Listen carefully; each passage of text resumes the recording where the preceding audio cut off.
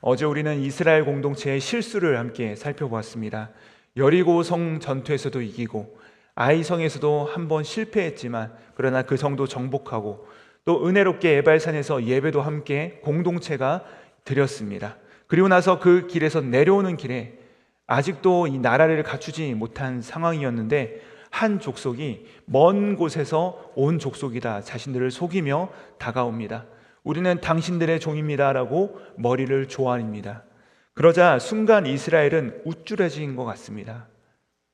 그렇게 신중하지 못하긴 했지만 철저하게 하나님의 뜻에 따라서 묻지 아니하였던 이스라엘은 기브온 족속을 받아들이게 되죠. 그들이 정말로 먼 곳에서 온 족속인 줄 알고 이 가나안 족속이 아닌 줄로 생각하고 이들을 받아들이고 화친하게 됩니다. 하나님 앞에서 약속을 하게 됩니다. 그러므로 말미암아 이들을 더 이상 어찌할 수 없게 된 상황에 놓이게 된 것이죠. 자, 어제 말씀 하반절인 14절 말씀 보면 이렇게 말씀하십니다. 무리가 이들을 어떻게 할지를 여호와께 묻지 않았다. 이스라엘 백성들의 큰 실수가 여기 나옵니다. 여호와께 묻지 않은 것입니다. 그런데 가만히 생각하면 우리도 이런 실수를 범할 때가 있습니다. 때로는 내가 교만하여져서, 때로는 신중하지 못하여서, 때로는 하나님께 묻지 못하여서 우리가 실수하고 실패하고 때로는 넘어질 때가 있다는 것입니다. 실제로 우리가 18절 말씀, 오늘 말씀 18절 말씀 보시면요, 회중들이 이 잘못 내린 결정들로 인하여서 이 족장들을 원망하는 장면이 나오는 것을 볼 수 있는데요, 우리 18절 말씀 같이 한번 읽어보도록 하시겠습니다. 시작. 그러나 회중 족장들이 이스라엘의 하나님 여호와로 그들에게 맹세했기 때문에 이스라엘 자손이 그들을 치지 못한지라. 그러므로 회중이 다 족장들을 원망하니. 하나님께 묻지 못했던 리더들을 이 회중들이 원망하는 모습을 우리가 볼 수가 있습니다. 왜 하나님 앞에 무릎 꿇지 못했냐? 왜 겸손하게 서지 못했냐? 그래서 하나님이 멸절하라고 하신 이 가나안 족속들 중에 이 기브온 족속들을 멸절시키지 못하게 된 것이 아니냐라고 말하는 것입니다. 원망하는 것이죠. 우리도 사람들로부터 이런 원망을 들을 때가 있습니다. 가족들로부터 원망을 들을 때도 있고, 때로는 나와 친밀한 관계에 있던 사람들로부터 이런 원망을 들을 때가 있습니다. 그런데 더 괴로운 것은 무엇입니까? 누구로부터 듣는 거는 그럴 수 있는데, 때로는 우리가 우리 자신들을 돌아볼 때 참 원망스럽고 참 안타까울 때가 있다는 것입니다. 그리고 후회할 때가 종종 있다는 것이죠. 그때 우리가 할 수 있는 선택지는 딱 두 가지입니다. 첫 번째로는 우리가 실수했던 흔적들을 인위적으로 다 지워버리는 것입니다. 다 없애버리고 다 없던 것으로 치는 것입니다. 이스라엘이 만약에 이 첫 번째 길을 선택했다면 아마 이렇게 했을 것입니다. 기브온 족속을 따로 불러서, 야, 너희들 이렇게 거짓말로 하면 어떡하냐? 그것은 옳지 못하다라고 추궁하고 몰아붙인 다음에 칼을 꺼내서 그들을 다 도륙하는 것입니다. 다 없애버리는 것이죠. 제거하는 것이죠. 하나님 앞에서 화친을 맺고 언약을 맺었지만 그래도 너희의 잘못이기 때문에 이것은 무효다라고 하면서 죽이는 것입니다. 실제로 그러한 시도가 이스라엘 민족 가운데, 그들의 역사 가운데 있었습니다. 사무엘하 21장에 보시면요, 이 다윗의 이야기가 나오는데 1절과 2절에서 제가 한번 읽어드리겠습니다. 다윗의 시대에 해를 거듭하여 3년 기근이 있었으므로 다윗이 여호와 앞에 간구하매 여호와께서 이르시되 이는 사울과 피를 흘린 그의 집안으로 말미암으니 그가 기브온 사람을 죽였음이라 하시니라. 기브온 사람은 이스라엘 족속이 아니요 그들은 아모리 사람 중에서 남은 자라. 이스라엘 족속들이 전에 여호수아 때입니다. 그들에게 맹세하였건을 사울이 이스라엘과 유다 족속을 위하여 열심히 있으므로 그들을 죽이고자 하였더라. 이에 왕이 기브온 사람을 불러 그들에게 물으니라. 이 말씀의 배경은 무엇이냐면 다윗이요, 다윗 때 3년 기근이 든 것입니다. 하나님께서 기근을 내리신 것이에요. 그래서 어떻게 하느냐, 다윗이 이것을 알아보고자 찾아보니까 그 원인이 무엇이냐, 바로 사울이 이 기브온 족속을 죽인 것입니다. 예전에 우리 조상이 너희와 맺은 화친은 위법이다 하고서 이들을 죽인 것이죠. 그러자 하나님께서 이스라엘 땅 가운데 이 3년 기근을 내린 것입니다. 사울은요, 자신들의 조상들의 죄를, 이 과오를 인정하지 않았습니다. 그래서 그것은 만회하고자 한 것이죠. 열심이 있었습니다. 무슨 열심입니까? 이스라엘과 유다를 향한 열심입니다. 이것은 결코 하나님을 향한 열심은 아닌 인간적인 열심이었죠. 그래서 자신의 실수를 인정하지 않고 그들을 탓한 것입니다. 너희가 거짓말하지 아니하였느냐라면서 호시탐탐 이 기브온족들을 미워하고 죽일 기회를 찾았고, 그래서 실제로 사륙을 한 것입니다. 그러자 하나님께서 뭐라고 하십니까? 하나님 앞에 약속을 했다면 지키는 것이 마땅하다. 비록 우리가 잘못했다 할지라도, 우리가 실수했다 할지라도, 내 생각엔 저거는 지워버리고 싶은 과오로 할지라도 그것은 인간적인 생각이라는 것입니다. 그것조차도 우리가 믿음으로 안고 나아가야 된다는 것입니다. 내가 부족했고, 내가 넘어졌고, 내가 신중하지 못했다 할지라도 그 사실을 인정하는 것이죠.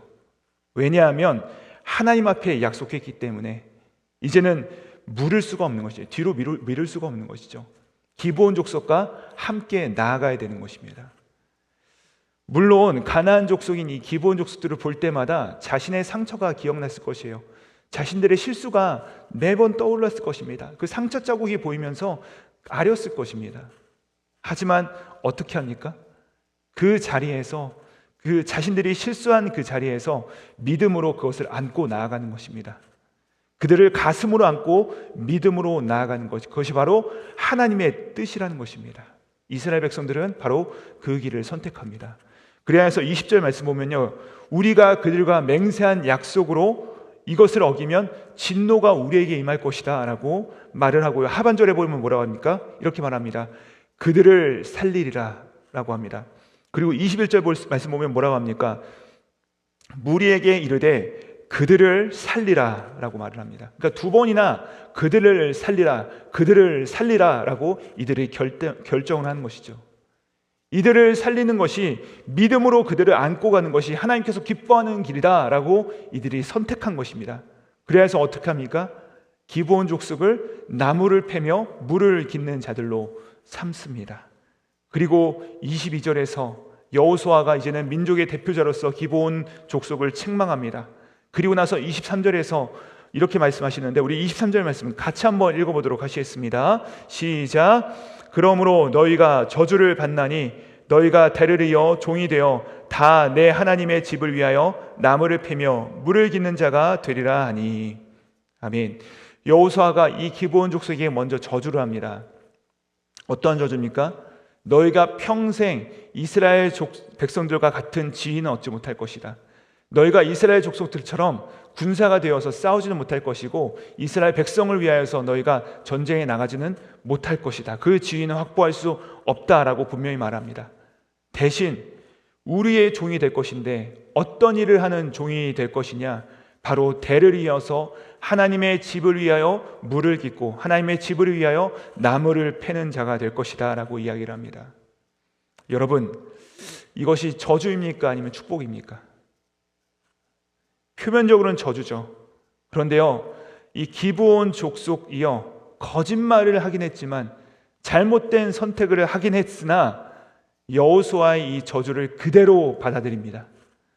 이스라엘 백성들이 믿음으로 기브온 족속을 받아들이기로 결정했던 것처럼 기브온 족속들도 자신들의 잘못을 인정하고 이 저주를 그대로 끌어안습니다. 24절 보면요, 왜 우리가 이런 거짓말을 했는지에 대해서 이들이 자세하게 길게 설명하죠. 근데 핵심은 무엇이냐? 왜냐하면 하나님 때문이라는 것입니다. 하나님이 너무나도 무서웠고 하나님이 너무나도 두려웠다라는 것입니다. 그래서 25절에 보면 뭐라 말합니까? 이렇게 말합니다. 보소서, 이제 우리가 당신의 손에 있고 당신의 의향에 좋고 옳은 대로 우리에게 행하소서. 우리가 종으로 살겠습니다 라고 믿음으로 받아들입니다. 그리고 평생 대를 이어서 여호와의 전을 위하여서 물을 깃고 나무를 패는 자들로서 살아가게 됩니다. 그래서 결론적으로 27절 말씀인데, 우리 27절 말씀 다 같이 한번 함께 읽도록 하시겠습니다. 시작. 그날에 여호수아가 그들을 여호와께서 택하신 곳으로 회중을 위하여 여호와의 제단을 위하여 나무를 패며 물을 깃는 자들로 삼았더니 오늘까지 이르니라. 아멘. 이 여호수아서가 기록된 후대 그때까지도 여호와의 전을 위하여서 봉사하는 자들로서 이들이 살아갔다라고 말씀하고 있는 것이죠. 그런데 더 놀라운 것은, 우리가 아까 사무엘 하를 살펴봤잖아요.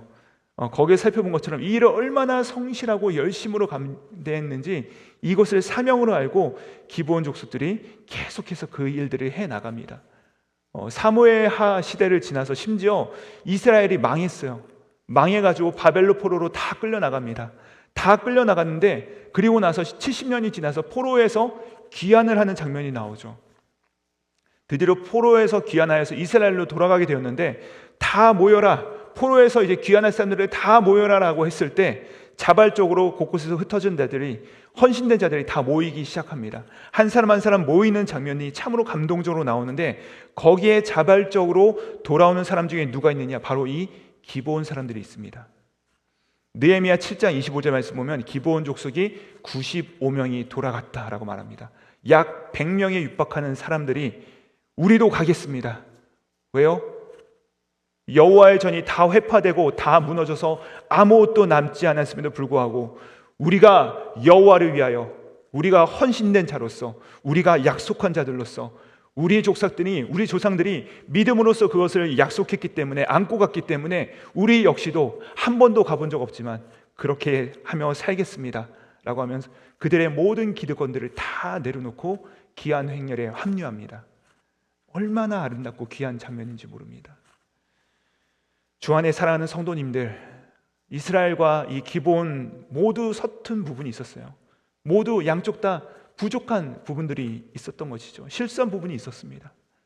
우리 역시도 마찬가지 아니겠습니까? 우리도 역시 이스라엘 백성들처럼 실수할 때도 있고 이 기브온 족속들처럼 부족할 때가 있다는 것입니다. 하지만 그 실수하고 넘어진 자리에서 다시 일어나서 믿음으로 우리의 상처와 우리의 연약함을 안고 나아갈 때 하나님께서는 우리의 상처도 우리의 실수도 합력하여 선을 이루실 줄 믿으시기 바랍니다. 주 안에 살아가는 성도 여러분들, 넘어지셨습니까? 실수하셨습니까? 실패하셨습니까? 절망하셨습니까? 혹은 과거의 실수와 절망을 지워버리길 원하십니까? 그것을 지우는 것이 하나님의 뜻이라면 그렇게 하시기 바랍니다. 그러나 하나님께 묻고 곰곰이 생각할 때 이것을 지워버리는 것이, 이것을 무르는 것이 하나님의 뜻이 아니라면 지금 그것을 힘들고 어렵다 할지라도 그것을 안고 믿음으로 나아가시는 저와 여러분 되기를 바랍니다. 그러면 하나님께서 기브온 족속처럼 저주를 오히려 축복으로 바꿔주실 것입니다. 우리의 인생의 실수로 엎드려진 물을 있어요. 근데 그것을 믿음으로 안고 나아갈 때 우리의 힘으로 바꿀 수 없고 우리의 능력으로 도저히 어쩔 수 할 수 없지만 가슴으로 그것을 안고 나아가는 것입니다. 그것을 감내하며 나아갈 때 축복이 될 것입니다. 왜냐하면 하나님 나라에는 쓰레기통이 없기 때문입니다. 하나님께서는 그 모든 것을 합력하여 선을 이루십니다. 우리의 실패와 우리의 실수와 우리의 과거의 회한까지도 하나님께서는 그것 다 낭비하지 아니하시고 하나님의 뜻을 위해서 사용하십니다. 오늘도 모든 것을 합력하여 선을 이루실 그 주님을 기대하시면서 오늘 하루도 우리의 모든 것들을 믿음으로 감내하며 승리하시는 저와 여러분 되시기를 우리 구주 예수님의 이름으로 축복드립니다. 기도하시겠습니다. 하나님, 이스라엘의 실수와 기브온의 잘못으로 모든 것이 망가졌으나 결국 그 상황을 회복시키시고 저주를 축복으로 바꾸실 수 있는 분은 하나님이심을 다시 한번 보게 하시니 감사합니다. 우리의 실패와 넘어짐의 자리에서 하나님 앞에서 결단한 바는 끝까지 않고 나아갈 때 결국 합력하여 선을 이루시는 축복을 우리 모두가 경험할 수 있도록 오늘도 우리와 함께하여 주시옵소서. 우리 모두에게 이 신실함과 성실함 그리고 인내의 능력을 허락하여 주셔서 우리 모두가 주님과 함께 승리한 하루 되게 하여 주시옵소서. 감사드리며 십자가의 지심으로 끝내 승리하신 우리 구주 예수 그리스도 이름 받들어 기도드립니다. 아멘. 하늘